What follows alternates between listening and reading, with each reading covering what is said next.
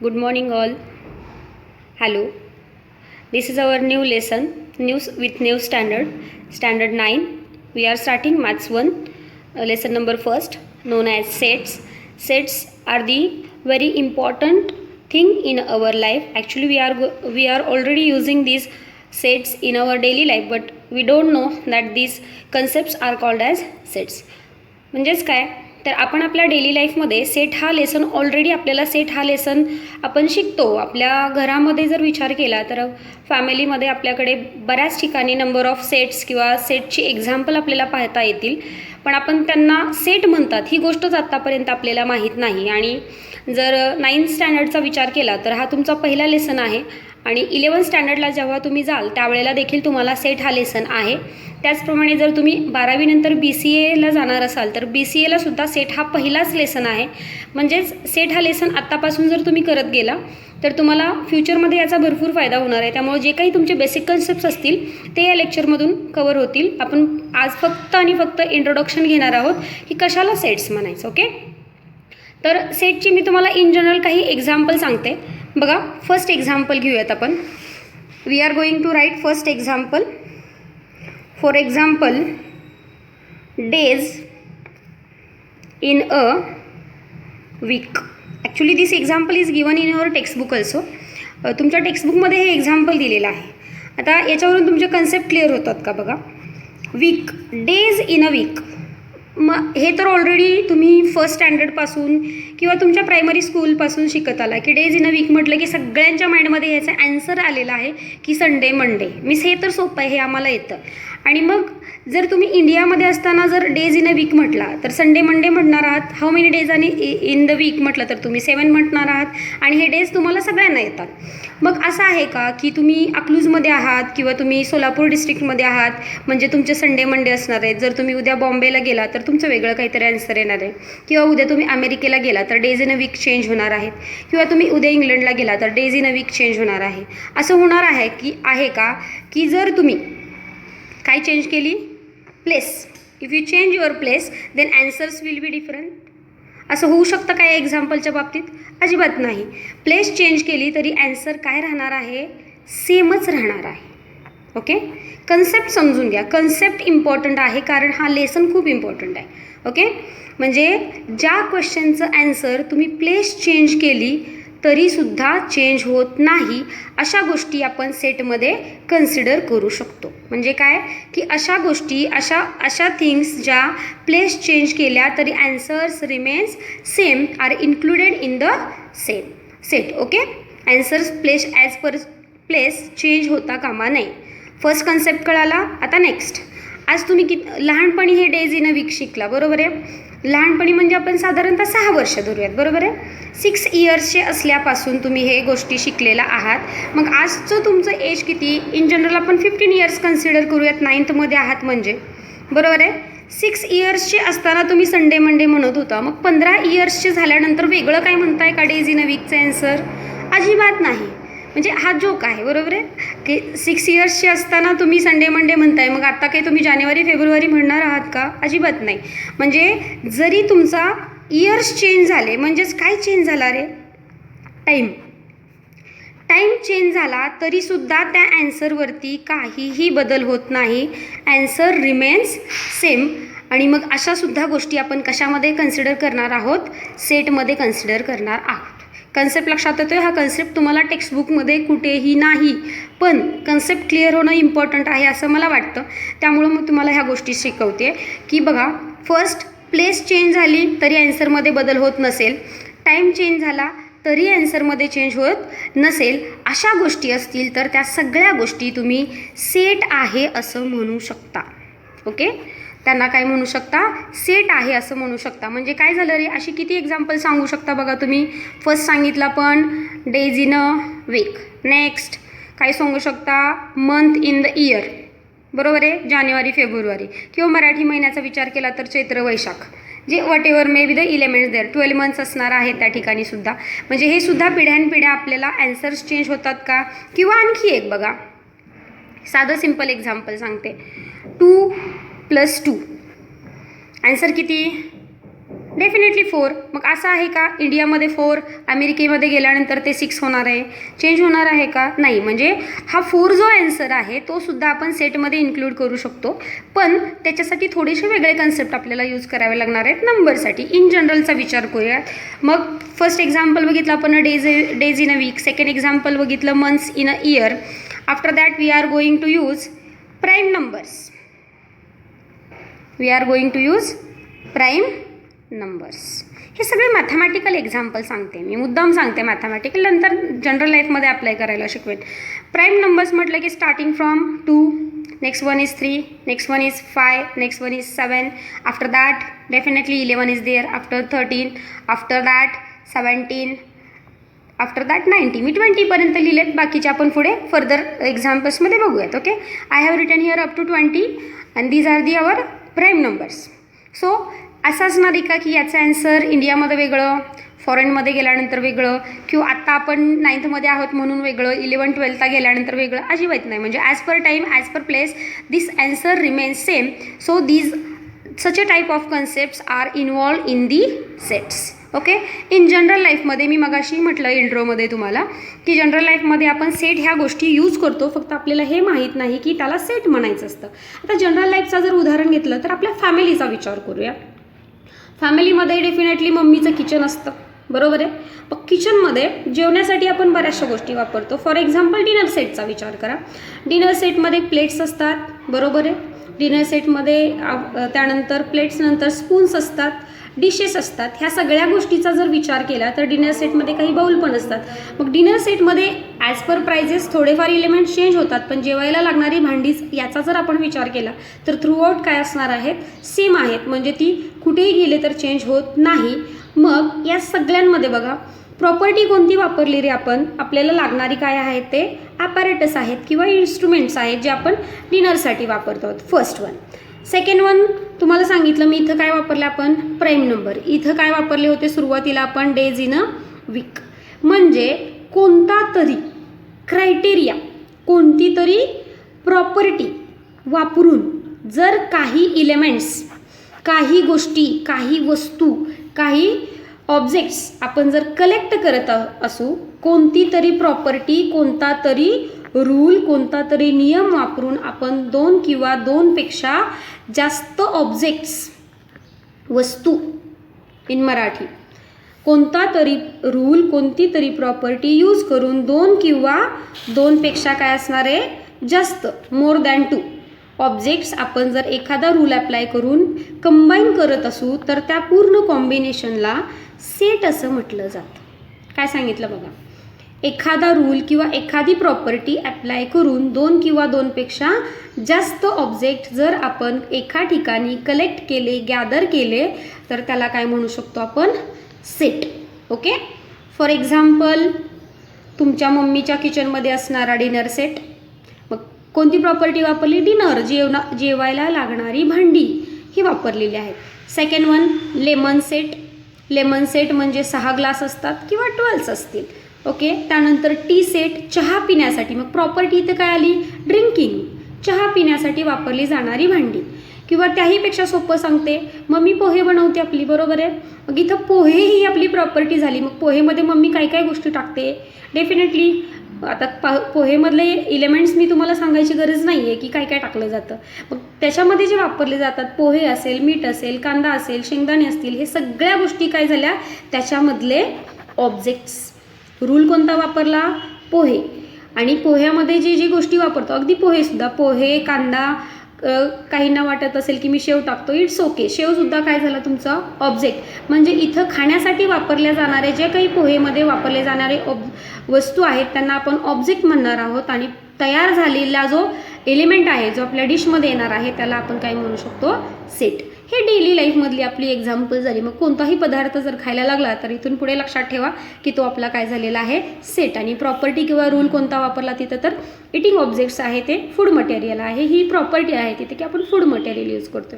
पण मॅथ्समध्ये जर विचार केला तर इथं बघा प्राईम नंबर हा आमचा रूल आहे. प्राईम नंबर म्हणजे काय? तर असे नंबर ज्याला 1 किंवा तोच नंबर, याच्या व्यतिरिक्त कोणत्याही नंबरने डिवाइड करता येत नाही. Prime number is our rule and these are our objects. These are our objects, म्हणून हे सगळे एकत्र केले की याला काय म्हणायचं सॉरी सेट्स. या सगळ्यांना आपण काय म्हणू शकतो, सेट्स म्हणू शकतो. ओके, सेटचा कन्सेप्ट लक्षात आला की कोणता तरी रूल, कोणती तरी प्रॉपर्टी वापरून 2 किंवा 2पेक्षा जास्त ऑब्जेक्ट जर तुम्ही एकत्र, ऑब्जेक्ट म्हणजे वस्तू काय असेल ते एकत्र वापरत असाल तर त्याला म्हणायचं सेट. फॉर एक्झाम्पल तुमच्या कंपास बॉक्समध्ये बऱ्याचशा गोष्टी असतात, म्हणजे कंपास बॉक्स हा तुमचा झाला सेट. त्याच्यामधली प्रोटेक्टर असेल, स्केल असेल किंवा कंपास असेल, पेन्सिल असेल, ह्या सगळ्या गोष्टी काय झाल्या तुमच्या objects in the sets. Okay, मग इन जनरल डेली लाईफमध्ये अ बंच ऑफ ए की, बुके ऑफ फ्लावर्स किंवा तुमच्या नोटबुकचा बंच असेल, तुमच्या बुक्सचा बंच असेल, हे सगळे जे एक्झाम्पल्स आहेत ती कशाची आहेत, सेट्सची आहेत. आणि सेट म्हणजे काय तर आपण रूल बाय रूल, 1 बाय 1 सेटचा ॲक्च्युली अर्थ काय होतो ते समजून घेऊयात. मी तुम्हाला जनरल लाईफमध्ये आणखी काही एक्झाम्पल सांगते. जर मी तुम्हाला म्हटलं की set of boys in your class whose name starting from A या अल्फाबेटने सुरू होणाऱ्या तुमच्या क्लासमधल्या मुलांची नावं. आता तुमच्या क्लासमध्ये अतुल असेल, अमित असेल, आणखी कोणी असेल तर तुम्ही पटपट नावं सांगणार आहेत की मिस आमच्या क्लासमध्ये 5 मुलं आहेत, मिस आमच्या क्लासमध्ये 6 मुलं आहेत, बरोबर आहे. समजा तुमच्या क्लासमध्ये स्टार्टिंग विथ ए 5 बॉईज आहेत. Okay, how many boys are there, 5 boys आहेत starting from the letter A. आणि जर मी विचारलं की set of boys in your class which are brilliant किंवा हॅपी म्हटलं, ठीक आहे आपण ब्रिलियंट घेऊयात. ओके, आता ब्रिलियंटचा क्रायटेरिया समजून घ्या. इथं विचारलं मी स्टार्टिंग फ्रॉम एने स्टार्ट होणारी नावं असणारी मुलं किती, तर तुम्ही सांगितलं आन्सर 5, आपण ॲझ्युम केलेलं आहे. आणि ब्रिलियंट मुलांचा क्लास, मग आता ब्रिलियंट मुलं किती आहेत तुमच्या क्लासमध्ये असं जर विचारलं तर ब्रिलियन्सी चेंज होते ना, बरोबर आहे. म्हणजे तुमच्या क्लासमध्ये जर मॅथ्सच्या टीचरने विचारले की किती मुलं मॅथ्समध्ये हुशार आहेत तर त्यांचा काहीतरी वेगळा नंबर आहे. मराठीच्या टीचरला विचारलं की त्या 9th एच्या क्लासमध्ये किंवा 9th बीच्या क्लासमध्ये किती मुलं हुशार वाटतात तुम्हाला, तर ते मराठीचे टीचर वेगळे आन्सर देणार आहेत, इंग्लिशचे टीचर वेगळे आन्सर देणार आहेत. म्हणजे ब्रिलियंट स्टुडंट्सचा जर तुम्ही क्रायटेरिया लावला तर तो सब्जेक्ट टीचर चेंज झाला तर त्याचा ॲन्सर काय होणार आहे रे, teacher change then answer will also change, answer change. मग मला सांगा, मी मगाशी सांगितलं होतं की ज्या क्वेश्चनचं answer as per time, as per place change होत नाही अशांनाच सेट म्हणायचं. मग brilliant students in your class हा सेट होऊ शकतो का, कारण हुशार मुलांचा सेट जर विचारात घेतला तर टीचर चेंज केला. मॅथ्सचे टीचर 2 मुलांची नावं सांगतील कदाचित, मराठीचे टीचर 7 ते 8 मुलांची नावं सांगतील, इंग्लिशचे टीचर 10-12 मुलांची नावं सांगू शकतात. म्हणजे as teacher change answer also change. याचा अर्थ पर्सन चेंज झाला तर ॲन्सर चेंज होत असेल तर तो सेट होऊ शकत नाही. सेट होणार आहे का, तो नाही. म्हणजे बघा, प्लेस चेंज झाली ॲन्सर चेंज झालं, सेट नाही. टाईम चेंज झाला ॲन्सर चेंज झालं, सेट नाही. पर्सन चेंज झाला ॲन्सर चेंज झालं, सेट नाही. म्हणजे सेट म्हणजे काय की प्लेस, टाईम, पर्सन, 3 गोष्टी. बघा काय काय सांगितल्या 3 गोष्टी, स्पेस किंवा प्लेस घेऊयात, place, after that time, after that person. ह्या 3ही गोष्टी चेंज झाल्या तरीही ज्या क्वेश्चनचं ॲन्सर बदलत नाही अशा सर्व गोष्टी आपण सेटमध्ये इन्क्लूड करणार आहोत. सेट म्हणजे काय, as per place, as per time, as per person, answers remains constant, such a type of concept, such a type of things are called as set. लक्षात आलं. अशा प्रश्नांची उत्तरं म्हणजे सेट की ज्याचे टाईम बदलला किंवा तुमची प्लेस बदलली किंवा पर्सन बदलला तरीसुद्धा ॲन्सर चेंज होणार नाही. म्हणजे काय तर आपल्याला विचारलं की डेज इन अ वीक किती, तर मी पण तेवढेच सांगणार आहे, तुम्हीही तेवढे सांगणार आहात. तुमच्या प्रिन्सिपल सरांना जाऊन विचारलं तर तेही सांगणार आहेत, घरी जाऊन मम्मीला विचारलं तर मम्मीही तेच सांगणार आहे. म्हणजे पर्सन चेंज करा, प्लेस चेंज करा, टाईम चेंज करा, ज्या क्वेश्चनची ॲन्सर आहेत तशीच राहतात. Remains unchanged, remains constant, such a type of concepts are involved in the sets. Okay, now we are going to learn the definition of the set. Okay, see here. Definition of set: a collection of well-defined objects is called as a set. A collection means दोन किंवा दोनपेक्षा जास्त वस्तू combine करणे, एकत्र करणे. Okay, well defined means what is meant by well defined. Object म्हणजे मग अशीच सांगितलं की त्याच्यामध्ये इन्क्लूड केल्या गेलेल्या वस्तू कन्सिडर करा. नंबर म्हणजे एक्झाम्पल मॅथमॅटिकल असेल तर ते नंबर येणार आहे, जनरल लाईफमधलं असेल तर ते काहीतरी कोणती तरी वस्तू येणार आहे. ओके, मग इथं बघा वेल डिफाइंडचा अर्थ काय होतो. तर आत्ता जे सांगितलं की प्लेस चेंज झाली, टाईम चेंज झाला किंवा पर्सन चेंज झाला तर उत्तर बदलत नाही. ज्यांच्या डोक्यामध्ये तो आणि तोच म्हणजे डेज इन अ वीक म्हटलं की कुणालाही विचारलं तर संडे मंडेच म्हणणार आहेत. त्यानंतर तुम्हाला मंथ इन द इयर म्हटलं तर ती व्यक्ती तुम्हाला काय म्हणणार आहे, जानेवारी फेब्रुवारी म्हणणार आहे इंग्लिश मंथ म्हटलं तर. जर कलर्स इन दी रेनबो म्हटलं तर डेफिनेटली सगळ्यांच्या मनामध्ये रेनबो तयार झालेला आहे आणि रेनबोचे कलर तुम्ही काउंटिंगला सुरुवात केलेली आहे आणि प्रत्येकाच्या माइंडमधलं जे ॲन्सर आहे ते बरोबर आहे. यालाच म्हणायचं वेल डिफाइंड. याच्याऐवजी जर मी तुम्हाला विचारलं की how many happy persons in your family, happy म्हटलं की आता कशाचं तरी दुःख असणार आहे, बरोबर आहे. Happy is not well defined म्हणजे थोडक्यात काय तर सोप्या लँग्वेजमध्ये सांगते, जिथं तुम्ही इंग्लिशमधले ॲडजेक्टिव्ज वापरता, ॲडजेक्टिव्ज म्हणता ना तुम्ही, ॲडजेक्टिव्ज असतात त्यांना आपण ब्रिलियंट असेल, हॅप्पी असेल, सॅड असेल, इंटेलिजंट असेल किंवा दुसरं साधं सोपं एक्झाम्पल सांगते की tall trees in your school. Okay, tall trees in your school. आता टॉलचा हा जो कन्सेप्ट आहे तो सुद्धा शेजारच्या झाडाबरोबर हे कम्पेअर केलं तर कमी जास्त तर होणारच आहे. म्हणजे हे सगळे सुद्धा काय असणार आहेत, वेल डिफाईंड ऑब्जेक्ट होत नाहीत. वेल डिफाईंडचा अर्थ म्हणजे असे ऑब्जेक्ट की टाईम, प्लेस आणि पर्सन चेंज झाला तरी ॲन्सरमध्ये चेंज होत नाही. डेफिनेशनचा अर्थ आय होप तुम्हाला समजलेला आहे. I repeat the definition. A collection of well defined objects is called as set and sets are generally denoted by the capital letters. आणि मला वाटतं कॅपिटल लेटर्स सर्वांना माहिती आहेत तरी मी इथं लिहिलेले आहेत. For example ABC up to ... Z. 26 पैकी कोणत्याही एका लेटरने तुम्ही एक सेट डिफाईन करू शकता. फॉर एक्झाम्पल मी तुम्हाला इथं ॲन्सर लिहून दाखवते बघा. डेज इन अ वीक लिहायचं असेल तर तुम्ही समजा A या सेटने लिहिलं असेल तर A इज इक्वल्स टू कुठून सुरू करणार आहात बघा तुम्ही, संडे, आफ्टर दॅट शॉर्टकट लिहिते मंडे, ट्यूसडे, करेक्ट ना, Wednesday, Thursday, Friday and Saturday. नीट लक्ष द्या, हे काय काढलं बरोबर आहे. A is equals to this is called as curly bracket. Sunday, Monday, Tuesday, Wednesday, Thursday, Friday and Saturday.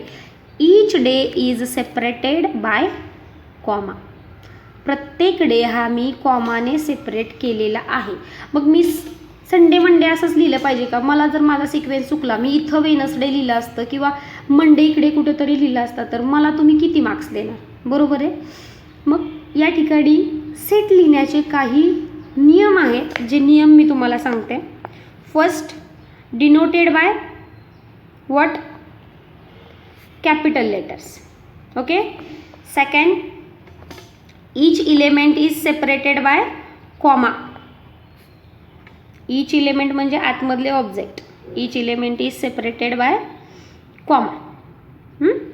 After that third one, आत्ताच सांगितले की क्रम महत्त्वाचा नाही, सिक्वेन्स इज नॉट नेसेसरी. आणि सगळ्यात महत्त्वाचं, always write in curly bracket. Okay, always write in curly bracket. दुसरं, Sunday, Monday, Tuesday, Wednesday, Thursday, Friday. पुन्हा एकदा इथं संडे लिहू का? नो. म्हणजेच काय तर याच्यामध्ये एक अंक डबल लिहायचा नाही. ओके, रिपीट करायचा नाही. Repetition of the elements is not allowed. आता पुन्हा एकदा डेफिनेशनकडे जाऊयात बघा. A collection of well defined objects is called as set and denoted by capital letters and the objects in the set are called as members or elements of the set. Objects in the sets are called as members or elements of the sets and elements of the sets are called as denoted by small letters A, B, C, D. आणि इथं मी rules म्हटले तर rules मी पुन्हा एकदा repeat करते. Sets are denoted by capital letter. Elements of the sets are denoted by small letter. Each element is separated by comma, always written in the curly bracket. Always written in the curly bracket. Sequence of the elements is not necessary. उलटा सुलटा क्रम झाला तरी चालतो आणि एक element एकदाच लिहायचा आहे. Repetition of the element is not allowed. I repeat again, just listen carefully. If you want to write it, you can write it. Definition लिहायचे असेल, you can take screenshot or you can use textbook and write these two definitions. These two definition are important definition in the introductory part. I repeat again, a collection of well defined objects is called as set denoted by capital letters. त्याच्यामधले जे object आहेत त्यांना member किंवा elements of the sets म्हणायचे आणि elements of the sets are denoted by small letters. Sets are always written in the curly bracket. Each element of the set is separated by comma. Sequence of the elements is not necessary. क्रम महत्त्वाचा नसतो. उलटं सुलटं कसंही लिहू शकता, फक्त सगळे लिहा आणि कोणताही इलेमेंट डबल लिहायचा नाही. It means that repetition of the elements is not allowed. Okay, repetition not allowed. Sequence is not necessary. Always write in the curly bracket. Sets are, each element in the sets are separated by comma. The element are denoted by small letters and set is denoted by capital letters. हे 6 नियम आहेत. हे 6 नियम तुम्हाला माहिती असले पाहिजेत. आणि सेट लिहिण्यासाठी पुढच्या काही गोष्टी आहेत ज्या बेसिक कन्सेप्ट आहेत, मॅथमॅटिकल कन्सेप्ट आहेत, जे तुम्ही ऑलरेडी 8th पर्यंत शिकलेले आहात. फक्त रिव्हिजन घेऊयात. बघा, बेसिक कन्सेप्टमध्ये तुम्हाला ह्या सगळे कन्सेप्ट माहीत असले पाहिजेत. First one is set of natural numbers. Set हा शब्द जरी ड्रॉप केला तर नॅचरल नंबर्स म्हणजेच काय, denoted by capital and natural numbers are starting from 1, 2, 3, 4 up to infinity. These are the countable numbers. Natural numbers are nothing but countable numbers. Okay, natural numbers are countable numbers. Next one, याच natural नंबरमध्ये फक्त आपण 0 add केला तर hole numbers add होतात, तयार होतात आणि whole numbers are denoted by capital W. Okay, whole numbers are denoted by capital W and W is equals to 0, 1, 2, 3 up to infinity. Next set is set of integers denoted by I or Z. Z हे notation तुमच्या बुकमध्ये नाही पण definitely पुढे असणार आहे. 11-12च्या बुक्समध्ये असणार आहे. CBSEच्या बुक्समध्ये सुद्धा Z हे लेटर दिलेलं आहे. त्यामुळे मी तुम्हाला दोन्ही नोटेशन देते. Z for integer, Z for I for integers. बोथपैकी कोणतंही तुमच्या टेक्स्टबुकमध्ये आय लेटर दिलेलं आहे. आणि इंटिजर्स म्हटलं की नंबर लाईन, म्हणून मी इथं मुद्दाम नंबर लाईन काढलेली आहे. इन जनरल लिहायचं असेल तर 0 +or-1, कारण राईट साईडला पॉझिटिव्ह नंबर असतात, 0च्या लेफ्ट साईडला निगेटिव्ह नंबर्स असतात. त्यामुळे +-1, +-2, +-3 अँड सो ऑन या पद्धतीने लिहिलं तरी चालेल. Next one, set of rational numbers. आता रॅशनल नंबर्समध्ये बरेच विद्यार्थी कन्फ्यूज असतात. इथं मी डेफिनेशन मॅथमॅटिकली करेक्ट लिहिलेले आहे. समजली तर बघा, अदरवाईज मी तुम्हाला सोप्या लँग्वेजमध्ये सांगते. बघा, the set of rational numbers are denoted by Q. The numbers which can be written in P/Q form where Q is not equals to 0 are called as rationals. किती कळाली माहीत नाही, 7th पासून तुम्हाला ही डेफिनेशन माहीत आहे. सोप्या लँग्वेजमध्ये सांगते. नाव listen carefully. The numbers which can be written as P/Q form म्हणजेच काय तर जगातले असे सगळे नंबर जे न्यूमरेटर अँड डिनॉमिनेटरच्या फॉर्ममध्ये लिहू शकतो. म्हणजे जिथं काहीच नसेल तिथं मॅथ्समध्ये माहिती आहे की सबका मालिक 1, डिनॉमिनेटर इज 1. ओके, सबका मालिक 1 इम्पॉर्टंट असतो मॅथ्समध्ये. कोइफिशियंट नसेल तर 1, इंडेक्स नसेल तर 1, डिनॉमिनेटर नसेल तर 1. म्हणून शॉर्टकटमध्ये मॅथ्समध्ये म्हणायचं सबका मालिक 1. Okay, so the numbers which can be written in the form of numerator and denominator. If denominator is not there then you can assume that denominator is 1. जिथं काहीच नसेल तिथं डिनॉमिनेटर 1 आहे असं समजा. Where Q is not equal to 0 म्हणजेच denominator 0 नसावा, कारण डिनॉमिनेटर 0 असेल तर मॅथ्समध्ये अजून तरी हे कन्सेप्ट शोध लागलेला नाही की डिनॉमिनेटरला 0 असेल तर उत्तर काय लिहायचं. आपण त्याला in general undefined or not defined म्हणतो. त्यामुळं जगातले असे कोणतेही नंबर जे डिनॉमिनेटर आणि न्युमरेटर यांच्या फॉर्ममध्ये लिहू शकतो, where denominator of that number need not be 0 नसावा. ओके, कारण तो अनडिफाईंड कन्सेप्ट आहे. डिनॉमिनेटरला 0 असेल तर उत्तर काढता येत नाही. तुम्ही मोठे झाल्यानंतर you can invent that. Okay, next one, जोकचा पार्ट सोडून द्या, समजून घ्या. इथं फॉर एक्झाम्पल 2ला मी डिनॉमिनेटर दिला नाही म्हणजे 2ला डेफिनेटली काय असणार आहे, सबका मालिक एकच्या रूलनुसार डिवायडेड बाय 1 म्हणजे this one is also rational number. 3/2 rational number डिव्हिजनच्या फॉर्ममध्ये लिहिलेलं. -5/7 निगेटिव्ह नंबर आपल्याला चालतो. -5/7 is also rational number. Irrational numbers denoted by Q dash. Next number होता irrational number denoted by Q dash. आता हे काय आहे काय माहिती नाही. ऑलरेडी लास्ट इयर तुम्ही पण कन्फ्यूज असणार आहे. डिनोटेड बाय क्यू डॅश म्हणजे क्यू सोडून उरलेले. आता जगातले सगळे नंबर यात येतात. उरलेले कोणते तर खाली बघा या टाईपचे. आता तुमच्या लक्षात आलं असेल, हे कुठंतरी पाहिले. √3, √2, √5. Okay, these are called as irrational number. Irrational number म्हणजे असे नंबर्स की जर तुम्ही त्यांचे स्क्वेअर रूट फाइंड आउट करायला गेला 8th स्टँडर्डच्या मेथडने तर त्यांचं answer non terminating non recurring number म्हणजे डिव्हिजन संपत नाही आणि एखादा नंबर किंवा ग्रुप ऑफ नंबर रिपीट होत नाही. Non terminating non recurring numbers are called as irrational number. भागाकार संपत नाही आणि रिपिटेशनही होत नाही. ग्रुप किंवा नंबर रिपीट होत नाही. आणि रिअल नंबर म्हणजे काय तर रॅशनल प्लस इररॅशनल. जगातले सगळे नंबर म्हणजे रिअल नंबर. ओके, हे कन्सेप्ट तुमच्यासाठी महत्त्वाचे आहेत. हे 6च्या 6 सेट्स तुम्ही समजून घ्या. यानंतर उद्या बघूयात आपण method of writing of the set. There are 2 methods of writing of the set. Out of that we are already learn by using rule 6. आपण 6 रूल पाहिले ते ऑलरेडी एका मेथडचे आहेत, पण तेच आपण इन जनरल सेट लिहिण्यासाठी वापरतो. उरलेल्या उद्याच्या लेक्चरमध्ये मात्र आपण method of writing of sets हे पाहणार आहोत आणि पुढची एक्झाम्पल बघणार आहोत. आय होप तुम्हाला हा व्हिडिओ तुम्हाला कन्सेप्ट क्लिअर होण्यासाठी महत्त्वाचा ठरत असेल. जर तुम्हाला काही डाऊट्स असतील तर you can contact me and ask me. Okay, thank you.